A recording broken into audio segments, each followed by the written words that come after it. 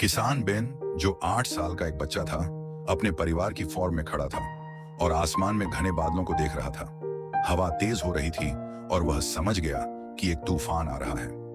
मुझे चीजें जल्दी से तैयार करनी चाहिए, उसने कहा और अपनी हल्की टोपी ठीक करते हुए BARN के दरवाजों को बंद करने के लिए दौड़ पड़ा। जैसे ही हवा और तेज हुई, एक छोटा सा स्पैरो उसकी तरफ आया। लगता है बड़ा तूफान आ रहा है, स्पैरो ने चहचहाया। मुझे पता है, मुझे सब कुछ सुरक्षित करना होगा। बेन ने चिंतित होकर BARN की छत की तरफ देखा। हवा एक कोने से छत को उठाने लगी थी।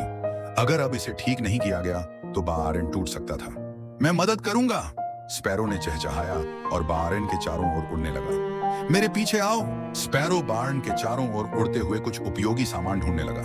बेन ने देखा, आशा करता हुआ कि उसका छोटा दोस्त कोई हल निकाले। थोड़ी देर बाद स्पैरो एक मोटी रस्सी को अपने पंजे में पकड़े हुए नीचे आया। हम इसे छत को बांधने के लिए इस्तेमाल कर सकते हैं, स्पैरो ने कहा। बेन ने रस्सी को पकड़ा और BARN के लकड़ी के बीमों के चारों ओर कसकर बांधने लगा। तूफान अभी भी जारी था, लेकिन दोनों जल्दी जल्दी काम कर रहे थे। बेन रस्सी को कसकर पकड़ते हुए और स्पैरो चारों ओर उड़कर यह सुनिश्चित करता हुआ कि सब कुछ सही तरह से बंधा है।